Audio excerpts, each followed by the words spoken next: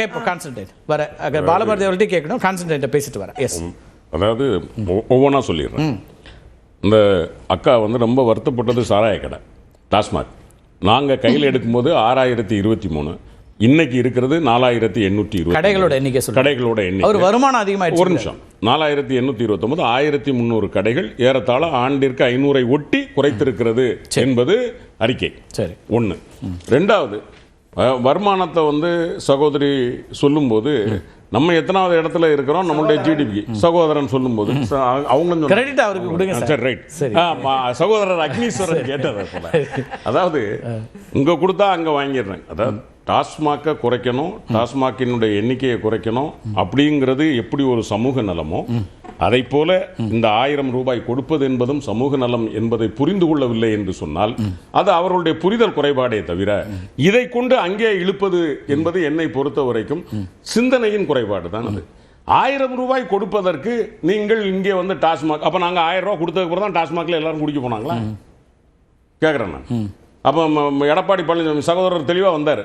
சகோதரர் அவர் போனதுக்கும் எங்களுக்கும் 6000 கோடி தான் டிஃபரன்ஸ் வந்திருக்க வருமானத்தில். அதுக்கு முக்கிய காரணம் யாரு? ஒன்றிய அரசு. என்னன்னு கேட்டால் தூக்கி விட்டாங்க டாக்ஸை. இப்போ சகோதரி ரொம்ப வருத்தப்பட்டாங்க. என்னன்னா நீங்க ஈபிக்கெல்லாம் ரேட் ஏற்றிருக்கீங்க அப்படின்னு.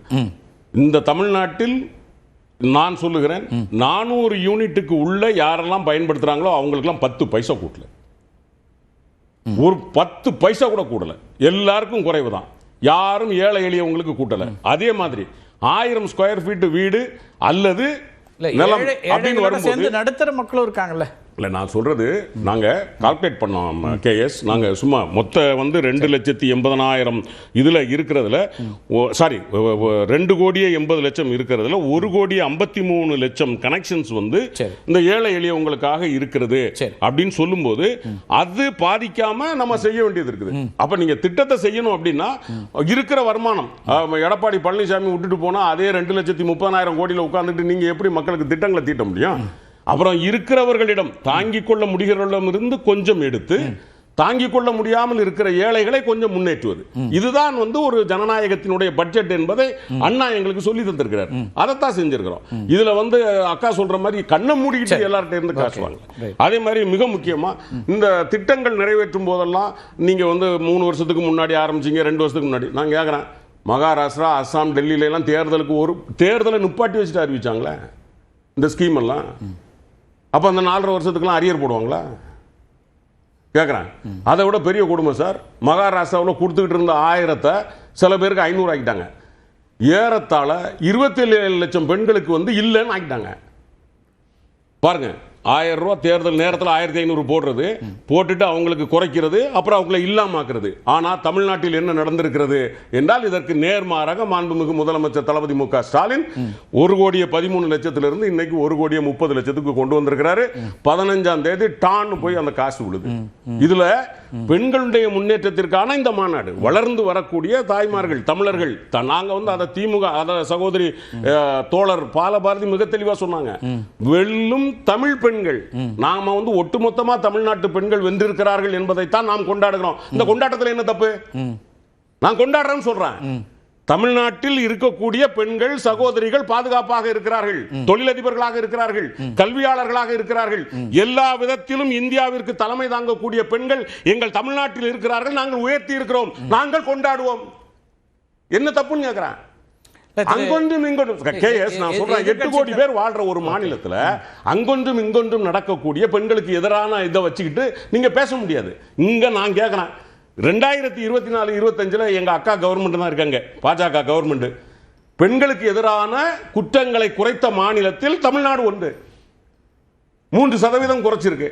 அப்ப எப்படி சார்? நான் கேட்கறது, கிரிமினல் ஆக்டிவிட்டிஸ் நடக்காத ஒரு மாநிலம் இருக்க முடியாது. 1-2 நடக்கும்.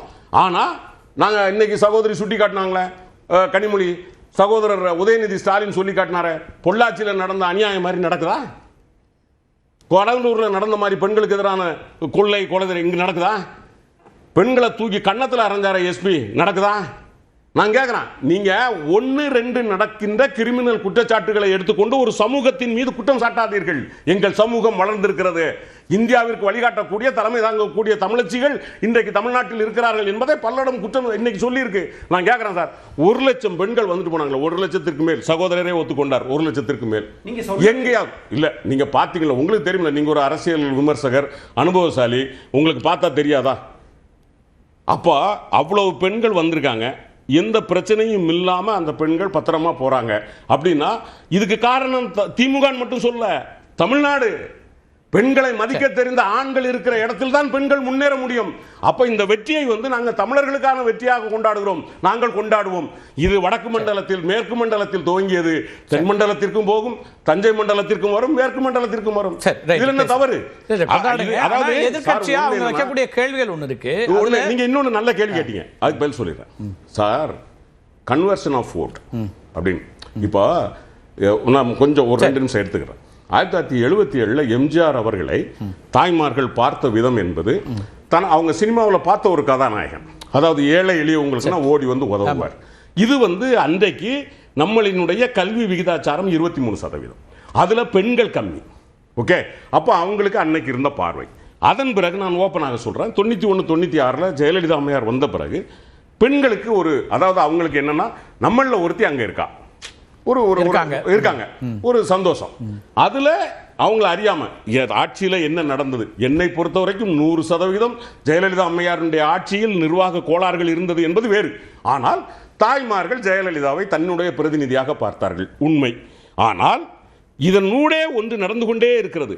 தமிழ்நாட்டினுடைய கல்வி விகிதமும் பெண்களினுடைய வெளிவரக்கூடிய சகோதரி கேட்டாங்களே, நீங்க ஏன் பெண்களுக்கு கொடுக்கல? இன்னைக்கு தமிழ்நாட்டில் 21 மேயர்ல 11 மேயர் பெண்கள், இருக்கக்கூடிய கவுன்சிலர்கள்ல 51% பெண்கள் வருது. ஆனா சட்டமன்ற உறுப்பினர்களா எங்க இருக்காங்கன்னு கேக்குறாங்க. நீங்க உள்ளாட்சி மன்றத்துல 50% ரிசர்வேஷன் இருக்கு வர்றாங்க. 1,36,000 பேர்ல 70,000 பேர் பெண்கள். வெறும் 234ல நீங்க எத்தனை பேருக்கு கொடுத்தீங்க? ஜனநாயகத்துல சார் நீங்க ஆட்சியில புடிச்சு உட்கார்ந்தா தான் இதெல்லாம் பெண்களுக்கு செய்ய முடியும். நாங்க பெண்களை விடுறோம், தைரியமா இருக்கிறவங்க பெண்களை விடுங்க, நம்மளும் பெண்களை விடுவோம், தப்பு கிடையாது. அங்க என்ன சிக்கல் வருதுன்னா சார், ஜனநாயகத்தில் ஒரு கேள்வி, வெற்றிதான் உங்களை ஒரு அதிகார மையத்திற்கு இழுத்து போகிறது. அப்ப அதுவும் ஒரு ஸ்ட்ராட்டஜியா வருது. இல்ல அப்படின்னா அவங்க போட்டிட்டா வெற்றி பெற முடியலன்னு சொல்றதால இல்ல ஆனா அப்படி சொல்ல, களத்துல அவங்க நிக்க முடியல, களத்துல நிக்க முடியலன்னு சொல்ல. நான் அங்க சொல்ல வர்றது என்னன்னா, பெண்கள் ஆண்கள் என்று போட்டி போடுகிற போது அதற்கான சம வாய்ப்பு வருகிற போது இப்பதான் வந்துட்டு இருக்கோம், வந்துட்டு இருக்கோம். ரொம்ப குறைவா இருக்கு. பாலபாரதி அவர்கள்ட்ட பேசுறாரு, ரொம்ப சுருக்கம் சொல்லுங்க, என்ன உங்களுக்கு பதில்? பெண்கள் வர வேண்டும், உண்மைதான். மதுரையில மேயர் இந்திராணி அவர்கள் இது பண்ணாங்க, ஏன் ஒரு பெண் அங்க கொண்டு வரல? அதான் கேள்வி. பாலபாரதி, உங்க பார்வை, நிறைய விஜயதரணி அவர்களுடைய குற்றச்சாட்டுகள்லாம் கேட்டிருப்பீங்க, உங்களோட பதில்? எஸ். அதாவது இந்திய நாட்டுல இன்னைக்கு மிக முக்கியமான பிரச்சனையாக பெண்கள் ஒரு அமைதியாக வேலைக்கு செல்வதற்கோ கல்வி நிலையங்களுக்கு செல்வதற்கோ சமூகம் ஒரு ஒற்றுமையா இருக்க வேண்டியது தேவையாக இருக்கிறது. கலவரங்கள் வட மாநிலங்கள்ல இன்னைக்கு அதிகரிச்சுக்கிட்டே இருக்கு. எந்த பண்டிகை எடுத்தாலும், ஹோலி பண்டிகையா, ராமநவமியா, இன்னும் இருக்கக்கூடிய அனுமன் ஜெயந்தியா, இந்து பண்டிகையிலையும் கலவரம், கிறிஸ்துமஸ் பண்டிகையிலையும் கலவரம், ரம்ஜான் பண்டிகையிலையும் கலவரம். இவ்வாறு ஒரு சூழ்நிலை வட மாநிலங்கள்ல அதிகரிக்க ஒரு தாழ்த்தப்பட்ட சமூகத்தை சார்ந்த பெண்கள் கல்லூரிக்கு போக முடியல. அதுதான் உண்ணாகும்.